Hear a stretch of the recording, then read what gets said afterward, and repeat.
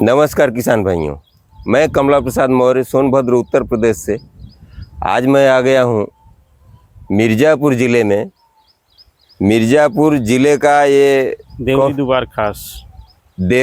दुबार खास गांव एक जगह है। वहाँ मैं राजेंद्र बहादुर मौर्य के यहाँ आया हुआ हूँ और ये परवल की खेती किए हुए हैं। ये प्रजाति इनकी बहुत अच्छी है और जिसका मार्केट में ज़्यादा डिमांड होता है, थोड़ा लेट भी हो जाता है तो ये वैरायटी बहुत अच्छी चलती है, कोई दिक्कत नहीं है। तुड़ाई में 1-2 दिन का ये समय बर्दाश्त कर लेती है और जो रिटेलर इसको ले जाता है वो भी इसको बहुत पसंद करते हैं लोग।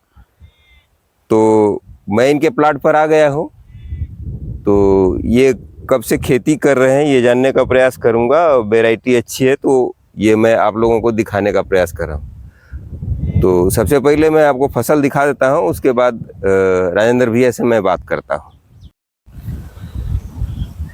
जैसा कि आप देख रहे हैं, ये जमीन पर इस तरह से फैला करके किए हुए हैं और फ्रूटिंग भी शानदार है। जहाँ भी आप देखेंगे फ्रूट है, 1 नंबर का है सब। लेकिन वही है कि ये तो ज़मीन पर फैला करके किया गया है। जैसा कि आप देख रहे हैं हर जगह फ्रूट लगा हुआ है और ये हार्वेस्टिंग पर आ गई है। कल हार्वेस्टिंग करेंगे इसकी, उसके बाद फिर ले जाएंगे मार्केट में। तो ज़मीन पर भी इतनी अच्छी फ्रूटिंग आ जाती है, लेकिन थोड़ा प्रबंधन में समस्या आती है। जैसा कि आप जानते ही हैं, वैरायटी बहुत ही सुपर है और मैं आपको दिखाने का प्रयास कर रहा हूं कि ये क्वालिटी कितनी अच्छी है। जिसका आकार आप इस तरह से देख रहे हैं, ये इस तरह से फल का आकार है, जिसको दुकानदार लोग या व्यापारी लोग बहुत ही पसंद करते हैं। इस वैरायटी को आप देख रहे हैं, इस तरह का इसका फल है और फ्रूटिंग भी शानदार है, इसमें कोई दिक्कत नहीं है। जैसा कि आप देख रहे हैं, ये इस तरह से फ्लावरिंग चल रही है और फ्रूटिंग भी आप देख रहे हैं, छोटे बड़े हर तरह के फल हैं लगे हुए। अब परवल का लगभग समाप्ति है। आज 15 सितंबर है, तो परवल को अक्टूबर में लगभग समाप्त किया जाता है। वहीं किसी तरह से 2-4 तोड़ाई और चलेगा, उसके बाद फिर ये इसकी हार्वेस्टिंग बंद हो जाएगी। जैसे ही ठंडी पड़ने लगेगी ये बिल्कुल फ्रूटिंग नहीं दे पाएगा। तब मजबूरी है कि देख रहे हैं, इसमें भी कभी कभी कहीं डबल फल दिखाई दे रहे हैं। हालांकि उतनी फ्रूटिंग नहीं है स्वर्ण लौकी की तरह, लेकिन वैरायटी बड़ी शानदार इसलिए है कि ये थोड़ा दूर तक ले जाने के लिए बहुत सफिशिएंट होती है वैरायटी, और लूज नहीं होती है जल्दी। तो ये बहुत दूर तक इसका ट्रांसपोर्ट किया जा सकता है, इसलिए ये वैरायटी का डिमांड हर समय बना रहता है और दूसरी वैरायटियों से 1-2 रुपये टाइट ही बिकती है। और दूसरी वैरायटियाँ अगर रखी रह जाती हैं, लेकिन ये जो है तुरंत बिक जाती है। जैसा कि आप देख रहे हैं, फ्रूटिंग में कोई कमी नहीं है। इसमें भैया ने नर का भी पूरा देखिए, नर के फूल कुछ इस प्रकार के होते हैं। आप देख रहे हैं ये नर लगा हुआ है इसमें, तो नर के फूल कुछ इस प्रकार के होते हैं। वहीं अगर मादा पुष्प की बात करूं मैं, तो ये इस तरह से होता है। ये मादा पुष्प में नीचे पहले से फल ये बना हुआ होता है इस तरह से। तो मादा पुष्प भी इस तरह से होता है और नर पुष्प को आप तो समझ ही गए हैं। ये है, अब इधर देखिए, ये सब मादा पुष्प हैं। मादा पुष्प कुछ इस तरह से होते हैं। मादा पुष्प में ये ऊपर से फूल निकलने वाला है, नीचे से पहले से फल बना हुआ है, ये इस तरह से। तो आपको हम फसल दिखा दिए, और इसमें वैरायटी में मिक्सअप बिल्कुल नहीं है, एकदम शुद्ध शुद्ध वैरायटी है ये, और बहुत ही अच्छी वैरायटी है। इसकी डिमांड बनी रहती है। ये ज़मीन पर होने की वजह से ज़्यादा समस्याएं आती हैं, जैसा कि आप देख रहे हैं ये मिट्टी लग जाता है, फिर इसको धोना पड़ता है। अब जब ऊपर मचान पर रहता है तो इसको धोने की ज़रूरत नहीं पड़ती है, और इस तरह से न तो मिट्टी लगती है, और बारिश के समय में फंगस भी लगने का डर रहता है, तो फल ख़राब हो जाते हैं, तो समस्या बनी रहती है। जब वही मचान विधि से होता है या दीवार विधि से उस तरह से करते हैं तो उसमें समस्या न के बराबर आती है। तो आपको मैं ये सब दिखाई दे रहा हूँ। इसमें फ्रूट भी ठीक ठाक है, कोई दिक्कत नहीं है। आप देख रहे हैं ये वैरायटी बहुत ही सुपर है, जिसको व्यापारी लोग अच्छी तरह से पसंद करते हैं। तो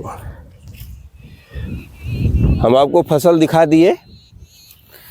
आप जहाँ भी देखेंगे हर जगह फ्लावर है और फ्रूट है, लगा हुआ है, कोई दिक्कत नहीं है प्लाट में। चलिए थोड़ा सा राजेंद्र भैया से बात कर लेते हैं।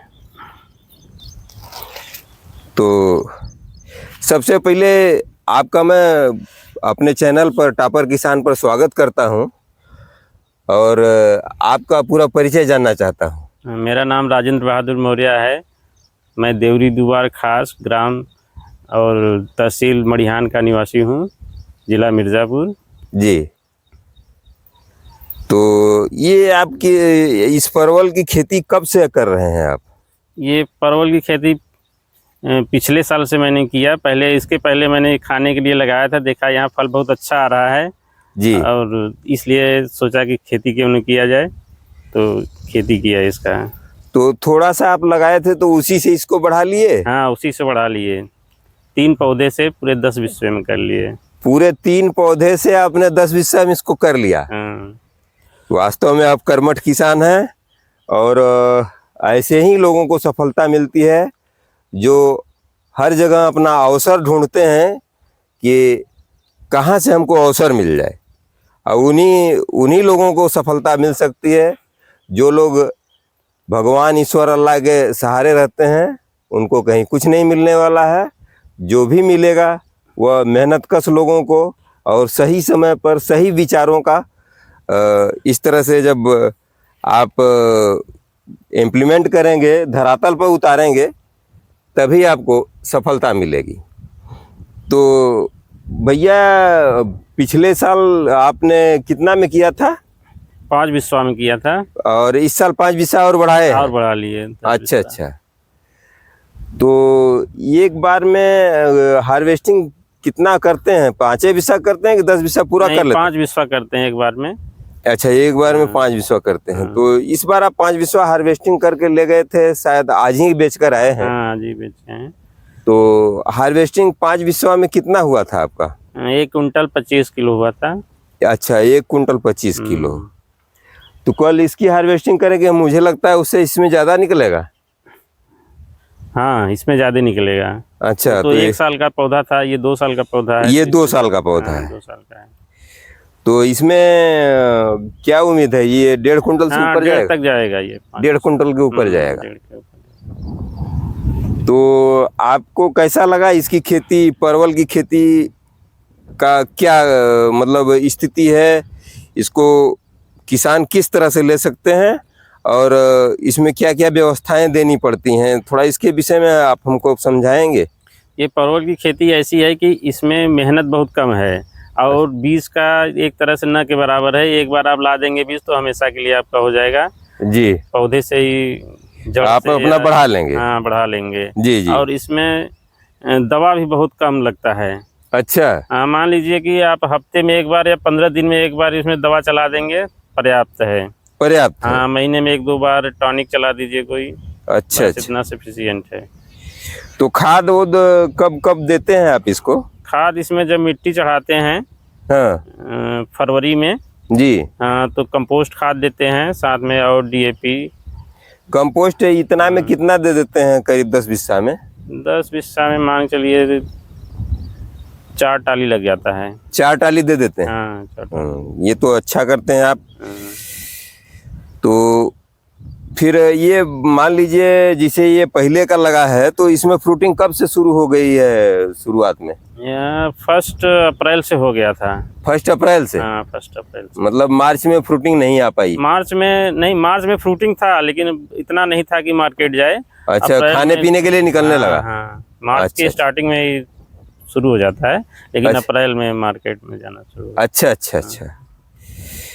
तो इसके विषय में आप कुछ और कहना चाहेंगे कि किसानों को किस प्रकार करना चाहिए और कब लगाना चाहिए? फरवरी में लगाना चाहिए कि नवंबर में लगाना चाहिए किसान को?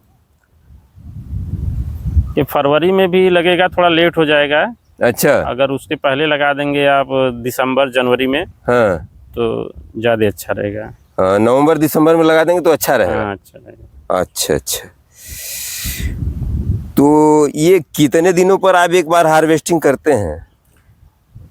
6 दिन पे कर देते हैं हम लोग, चूँकि हमारे पास टाइम नहीं है। हम हफ्ते में 2 ही बार आते हैं प्लाट पे। जी।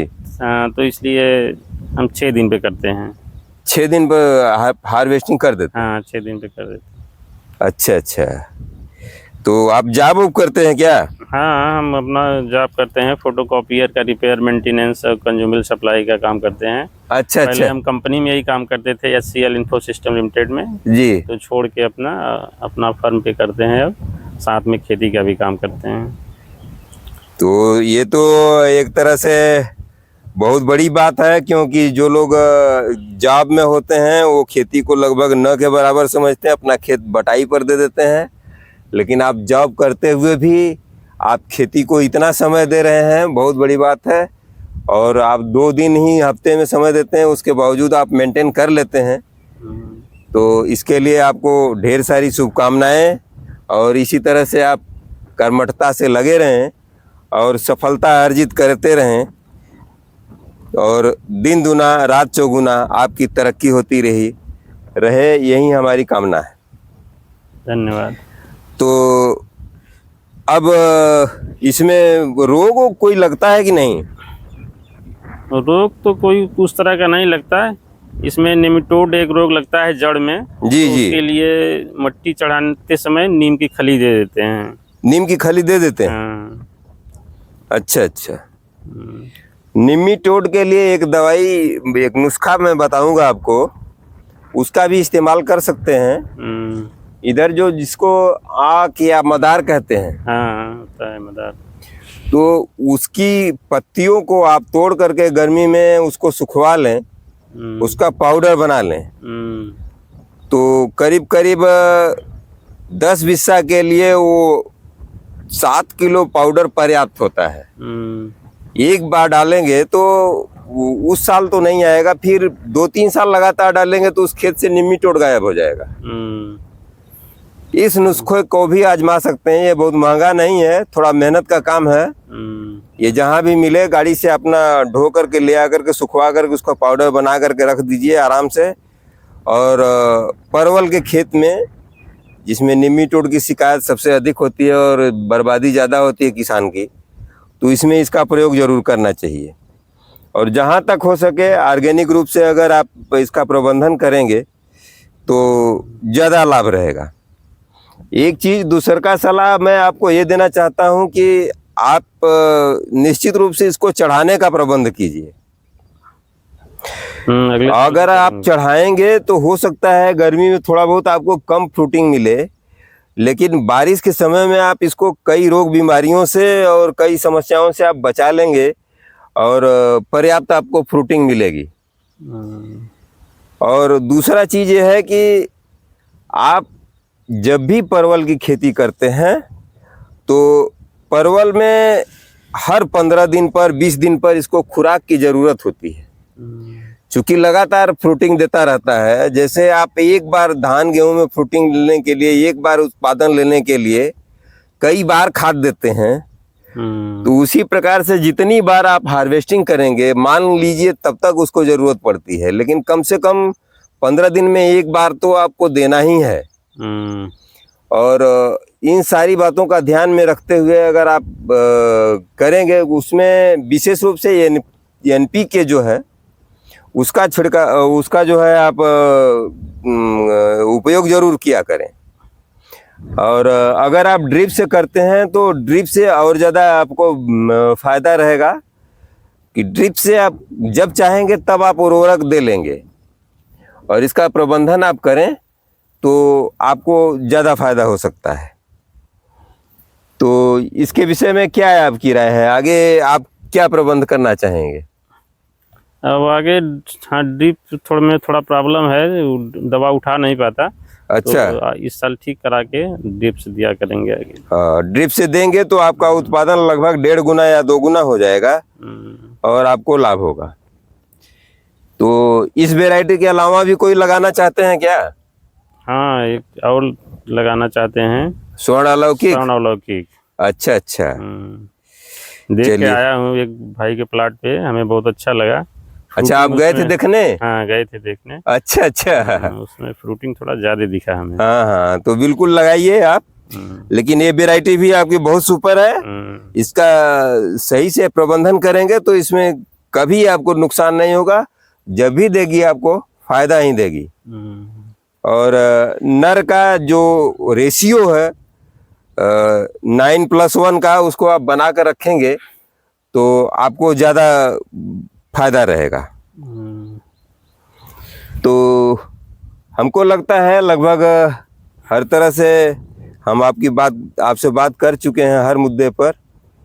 और अच्छा, इस पौधे की दूरी क्या रखते हैं एक पौधे से दूसरे पौधे की? दूरी लगभग 1.5-2 फीट है, 2 फीट रखे हैं। 2 फीट के बाद रखे हैं, और लाइन से लाइन की दूरी तो ज्यादा लग रहा है। 6 फीट है। 6 फीट से भी ज्यादा है क्या? 6 फीट से भी ज्यादा है। 6 फीट है। 6 फीट से ज्यादा है। ज्यादा है, सही कह रहे हैं। ये है 8 फीट के लगभग रखे हैं। 8 फीट के लगभग है। तो लाइन से लाइन की दूरी भैया 8 फीट रखे हैं, और पौधे से पौधे की दूरी मात्र 2 फीट रखे हैं। उत्पादन इनको अच्छा मिल रहा है, जैसा कि आप समझ सकते हैं कि करीब करीब 10 बिस्सा में 3 कुंटल के आसपास हफ्ते में इनका फ्रूटिंग का हार्वेस्टिंग होता है, जो एक बेहतरीन विकल्प है लगभग। लेकिन इससे भी ज़्यादा उत्पादन हो सकता है। आपको सिर्फ प्रबंधन थोड़ा और बढ़ाना होगा, क्योंकि पौधों में हमने देखा है कि पर्याप्त जान नहीं है। तो जब पर्याप्त जान रहेगा तभी इसमें कायदे से फ्रूटिंग आएगी। तो इसके लिए आप पोषक तत्वों का प्रबंधन अगर हो सके तो उस समय अगर मिले तो 1-2 टाली गोबर की कंपोस्ट के खाद के साथ भी बकरी की खाद भी इस्तेमाल करें, कुछ ज़्यादा आपको लाभ होगा। दोनों किसान भाइयों के लिए आपने समय दिया, और इसके लिए आपको ढेर सारी मंगल कामनाएं और धन्यवाद। आपने हमारे चैनल को समय दिया, इसके लिए भी आपको बहुत बहुत धन्यवाद। उम्मीद है किसान भाई इससे ज़रूर लाभान्वित होंगे। इसी के साथ मैं इस भेंटवार्ता को समाप्त करता हूं। नमस्कार, धन्यवाद, जय जवान जय किसान।